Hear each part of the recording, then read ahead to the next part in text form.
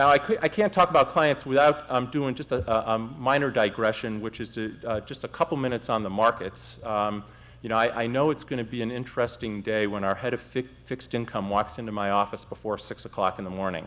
You know, bond guys aren't usually the most effusive, outgoing people, and so it's never good news. And so, of course, if you've checked your Blackberries or you've been looking at the news, Europe is in sort of meltdown mode this morning or this afternoon their time, and it's just another symptom, if you will, of the difficult environment that we've all been going through these past couple years. You know, if you think about just 2 years ago, we were talking about Bear Stearns, Lehman Brothers, AIG, you know, the Madoff and Stanford scandals, and you know, obviously that snowballed. We saw a 55% decline in equity markets from their peak in October of 2007.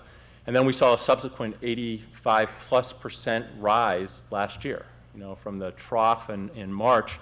And that 88% rebound, we're giving some of that back. I think we're down 10% in the last couple of weeks, and probably going to be down a little bit more today. And stocks are back to about where they were at the beginning of the decade. Okay, so as investors, I'm sure you're all, you know, way too familiar with all that. But I want to talk a little bit about you know, the economy. We heard comments from Tom earlier that seems like the economy has you know, bottomed out and is beginning to improve, and we're actually seeing that as well. Our economists look at the marketplace, and we think that we've touched bottom and are on the road to recovery, but it's going to be a very uneven recovery. And I think that's a theme that you're going to hear over and over again. Unemployment's going to remain high, and there's a lot of concerns, obviously, about Europe right now and what that's going to do, whether that pushes us to a double dip. Right now, we don't see that, but you know, it's certainly a possibility. But the recovery will be uneven, and different regions, even within the U.S., will be affected differently. And you know, part of, I think, our collective responsibility is to try to make sure we come out a little bit on the front end of that, if you will. And we have not suffered quite as badly as other parts of the country, as tough as it's been.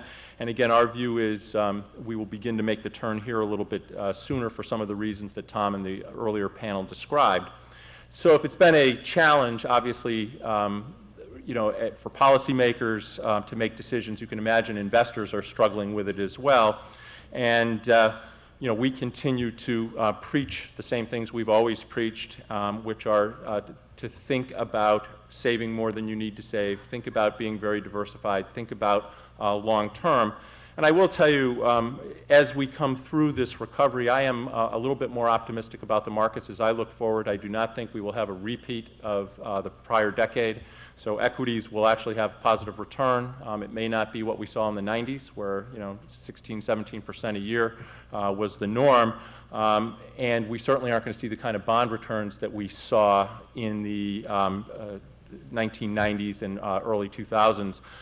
You know, we're more likely to see pretty small numbers there.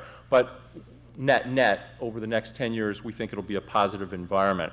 And again, as I said, our advice is to develop a plan and stick with it and really try to maintain the discipline.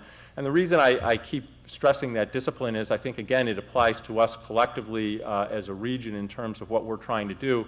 It's very heartening to see the infrastructure slides that Tom put up in his earlier presentation, that despite the difficult environment, as a region, we continue to make some of the necessary investments despite the tremendous fiscal pressures that we face.